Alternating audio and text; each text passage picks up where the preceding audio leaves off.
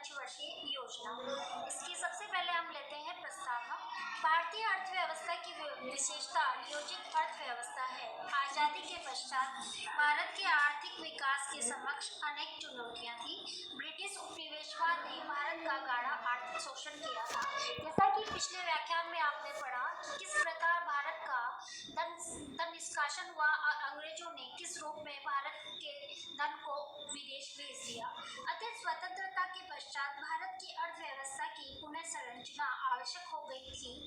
आर्थिक विकास की दिशा में नवजात राष्ट्र के भारत के समक्ष अनेक चुनौतियां थी। सबसे प्रमुख चुनौती गरीबी थी, बेरोजगारी थी, उद्योग धंधे, व्यापार, बैंक, बीमा व वित्तीय संस्थाओं में विदेशी पूंजी का बोलबाला था। विदेशी पूंजी ने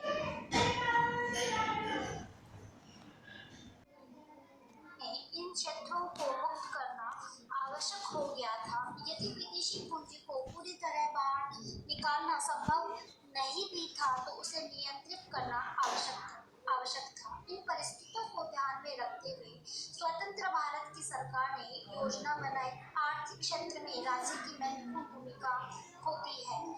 सरकारी नीतियां आर्थिक विकास को दिशा प्रदान करती है। स्वतंत्रता के पश्चात विभिन्न मंत्रालयों के बाद सभी एकमत थे कि औद्योगिक विकास के लिए औपनिवेशिक विरासत को तोड़ा जाए। इससे भारतीय अर्थव्यवस्था के भविष्य की दिशा निर्धारित होगी। इसके अंतर्गत सर्वसम्मति से ये समझ बनी कि यदि भारत को एक स्वतंत्र, सबल, प्रजातांत्रिक राष्ट्र बनना है तो उसे एक स्वतंत्र और आत्मनिर्भर अर्थव्यवस्था का विकास करना होगा।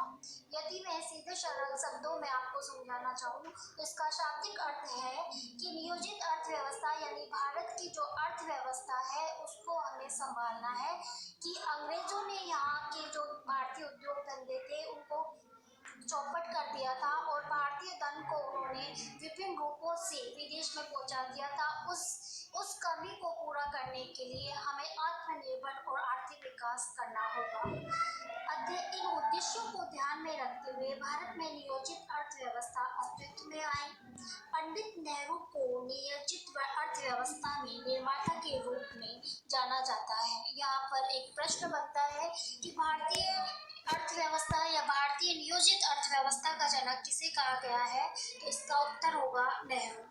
1927 में जब नेहरू रूस गए और वहाँ की नियोजित व्यवस्था विकास को देखा तो उससे सबसे अधिक प्रभावित हुए। उस समय नेहरू जी ने भारत में नियोजित अर्थव्यवस्था का सपना सजोया। उन्होंने स्वतंत्रता के पूर्व नियोजबद्ध विकास की बात राष्ट्रीय कांग्रेस के समक्ष रखी। कांग्रेस ने 1938 में नियोजन समिति का गठन किया और जवाहरलाल नेहरू को उसका अध्यक्ष बनाया। इस प्रकार कांग्रेस ने नियोजित अर्थव्यवस्था के विकास की नीति 1938 में स्वीकार कर ली थी।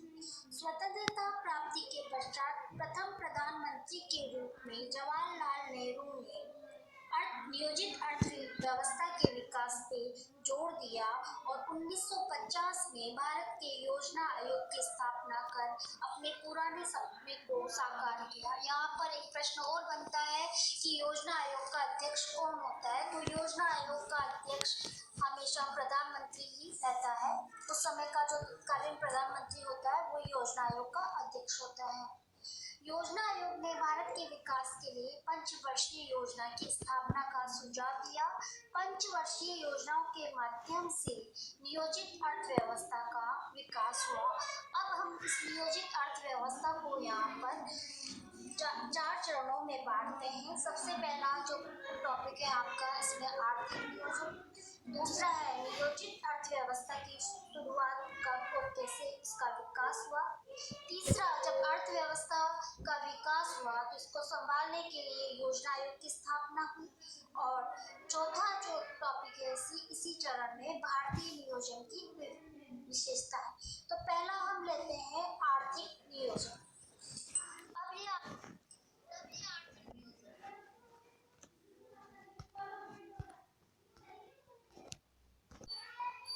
अब ये आर्थिक नियोजन क्या है, किस रूप में आया और कैसे इसका विकास हुआ, इसके बारे में हम पढ़ते हैं। तो आर्थिक नियोजन को किसने किसी निश्चित परिभाषा के अंतर्गत आबद्ध नहीं किया जा सकता। इसका उपयोग सभी स्वतंत्र और विकसित देशों में होता रहा है। यदि मोटे तौर पर देखा जाए तो आर्थिक नियोजन से तात्पर्य पूर्व में योजना बनाकर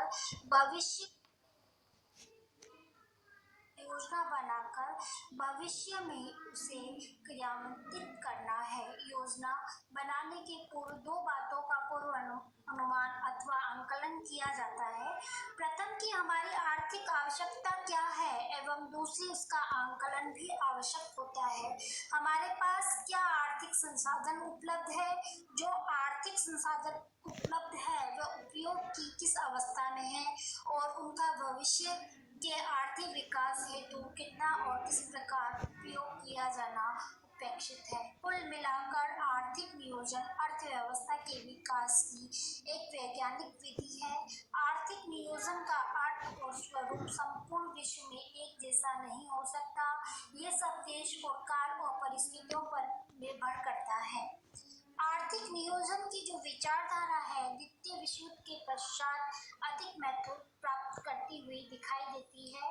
द्वितीय विश्व युद्ध के पश्चात आर्थिक पुनर्निर्माण हेतु नियोजित अर्थव्यवस्था को अधिकांश देशों में अपनाया गया। इसमें कोई भी एक रूपता दिखाई नहीं दी।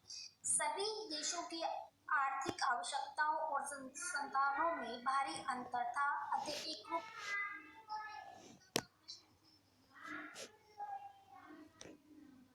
नहीं टूटता। आर्थिक नियोजन शब्द का प्रयोग मोटे तौर पर चार अर्थों में अधिक हुआ है। प्रथम, आर्थिक नियोजन इस प्रकार की प्रणाली को और संकेत करता है कि जिसमें उत्पादन केंद्रीय अधिकारी संगठन के निर्देशानुसार होता है। उत्पादन कार्यों के लिए उन्हीं साधनों का इस्तेमाल होता है जो उसके पास उपलब्ध हो।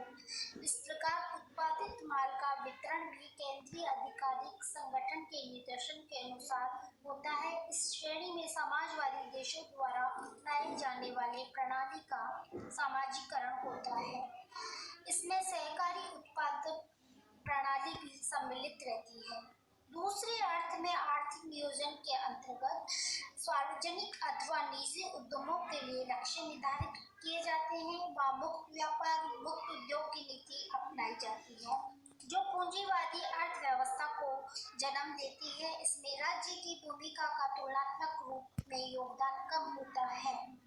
तीसरे अर्थों में आर्थिक नियोजन के द्वारा संपूर्ण अर्थव्यवस्था के लिए लक्ष्य निर्धारित किए जाते हैं। इसमें राज्य की भूमिका प्रभावशाली होती है। सार्वजनिक क्षेत्र एवं निजी क्षेत्र के दोनों के आर्थिक लक्ष्य निर्धारित होते हैं।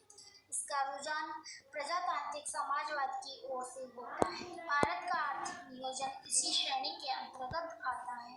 चौथे अर्थ में आर्थिक नियोजन एक ऐसी प्रणाली है जिसके द्वारा सरकारी निजी उपक्रम के लक्ष्य निर्धारित कर उन्हें लक्ष्यों को प्राप्त करने के निर्देशन प्रदान करती है। इस विवरण से स्पष्ट है कि आर्थिक नियोजन विभिन्न आर्थिक प्रणालियों का वर्णन करता है।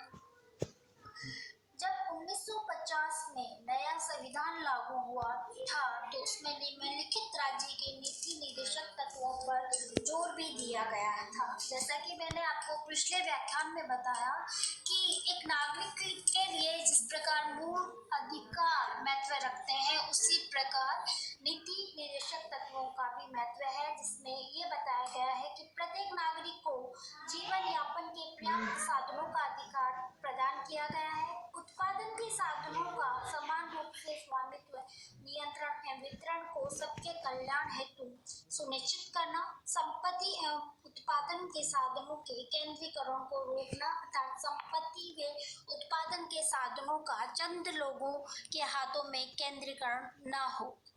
आर्थिक आवश्यकताओं की पूर्ति के लिए बच्चों को काम करने व शोषण से मुक्ति प्रदान करना है। उन तत्व आर्थिक क्षेत्र में सरकारी नियंत्रण व हस्तक्षेप को खुली छूट देता है। अतः यहाँ पर हमने पढ़ा कि आर्थिक नियोजन क्या है या आर्थिक नियोजन को हमने चार भागों में बांटा और आर्थिक नियोजन के लिए जो नीति निर्देशक तत्व थे उनका अध्ययन किया। अब हम पढ़ेंगे कि नियोजित अर्थव्यवस्था की शुरुआत कैसे हुई, इस इसका विकास कैसे हुआ। जैसे कि आपको इसके बाद में पढ़ना है कि पंचवर्षीय योजना क्या होती है। हर 5 साल के बाद एक योजना सरकार की ओर से बनाई जाती है जिसमें मुख्य मुद्दे या एजेंडे लिए जाते हैं।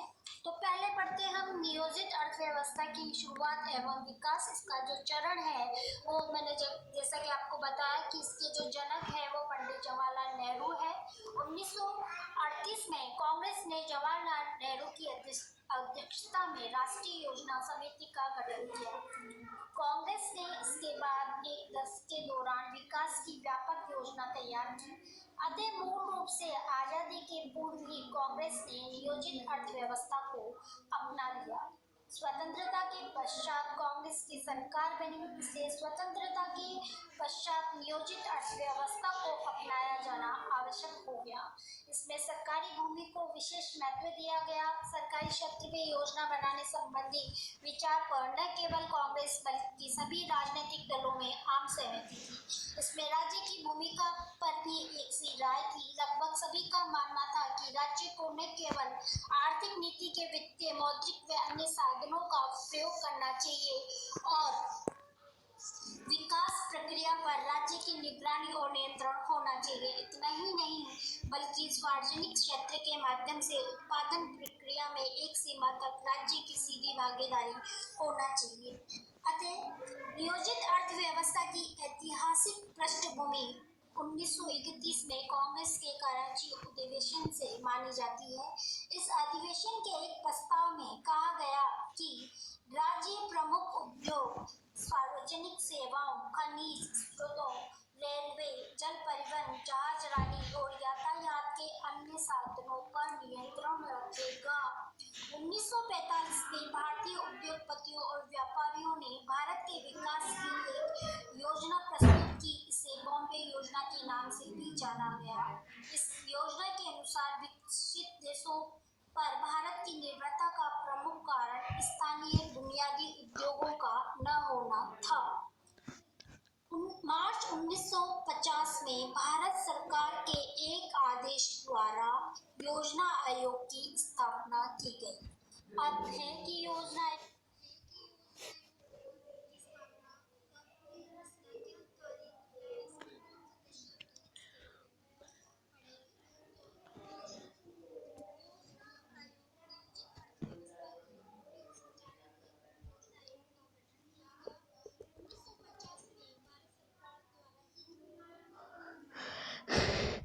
ये हुआ किसका?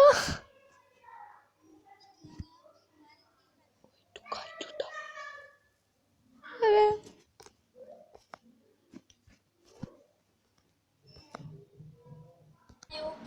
की स्थापना कब हुई, इसका क्या कार्य होता है, इसमें कौन सा विषय होते हैं, इसके बारे में हम पढ़ेंगे। तो योजना आयोग नियोजित अर्थव्यवस्था के उपयुक्त संचालन हेतु योजना आयोग का गठन किया गया। 1950 में भारत सरकार द्वारा ही किया गया। भारत के प्रधानमंत्री को पदेन इसका अध्यक्ष बनाया गया। इसमें एक उपाध्यक्ष का पद भी रखा गया जिससे इस आयोग के संचालन के कार्यकारी अधिकार प्राप्त है। वह नियमित रूप से योजना आयोग के क्रियाकलापों का संचालन व निरीक्षण करता है। इस पद पर नियुक्ति की अनुशंसा प्रधानमंत्री मंत्रिमंडल की सलाह से करता है। योजना आयोग के मोटे तौर पर निम्नलिखित कार्य होते हैं। जैसा कि आप जानते हैं कि योजना आयोग का जो अध्यक्ष होता है वो प्रधानमंत्री होते हैं और प्रधानमंत्री के जो कार्य होते हैं उसके कुछ कार्य इस योजना आयोग में सम्मिलित है जो इस प्रकार है। पहला, सामग्री पूंजी मानव स्रोत तकनीकी साधनों का आंकलन व मूल्यांकन करना। राष्ट्रीय आवश्यकताओं के अनुपात में इन स्रोतों को बढ़ाने की संभावनाओं की जांच करना। दूसरा, देश के संसाधनों के संतुलित व प्रभावी उपायों हेतु योजना बनाना। और तीसरा, प्राथमिकताओं और संसाधनों का आवंटन का प्रत्येक स्तर पर निर्धारण करना। और चौथा है योजना की सफल क्रियान्वित हेतु उपयुक्त व्यवस्था का निर्धारण करना। पांचवा, योजनाओं की प्रगति का मूल्यांकन करना एवं आवश्यकता अनुसार नीतियों में तालमेल स्थापित करने की अनुशंसा करना तथा योजना की कार्य अवधि के दौरान उपायों का सुझाव देना। छठा, ताजा विकास योजनाओं पर अंतरिम और सहायक अनुशंसाएं प्रदान करना। और सातवां, उन कारकों की ओर इंगित करना जो आर्थिक विकास की बाधा हो एवं ताजा सामाजिक और आर्थिक स्थितियों के संदर्भ में उन स्थितियों का निर्धारण करना जिससे योजना की सफल क्रियान्वित संभव हो। योजना आयोग के कार्य बहुआयामी है। योजना आयोग आर्थिक योजनाओं की रूपरेखा राज्यों से सलाह करके तैयार करता है। ये अपने कार्य को राष्ट्रीय विकास परिषद द्वारा निर्धारित करता है। राष्ट्रीय विकास परिषद में प्रधानमंत्री अध्यक्ष एवं केंद्रीय मंत्रिमंडल के सदस्य, राज्यों के मुख्यमंत्री एवं योजना आयोग के सदस्य सम्मिलित है। अतः योजना आयोग के गठन के समय राष्ट्रीय विकास परिषद अस्तित्व में नहीं था। इसका गठन अगस्त 1952 में किया गया है और इसके जो कार्य हैं वो भी लगभग योजना आयोग से मिलते हैं। राष्ट्रीय योजना की कार्यविधि की समय समय पर समीक्षा करना और राष्ट्रीय योजना के उद्देश्य व लक्ष्यों की प्राप्ति हेतु तरीकों की अनुशंसा करना। अतः ये मेरा प्रयास रहा है कि आपको आर्थिक नियोजन और एवं योजना आयोग के बारे में मैं समझा पाऊँ। अतः मुझे उम्मीद है कि आप इस व्याख्यान के द्वारा योजना आयोग और आर्थिक नियोजन के बारे में समझ पाए होंगे। धन्यवाद।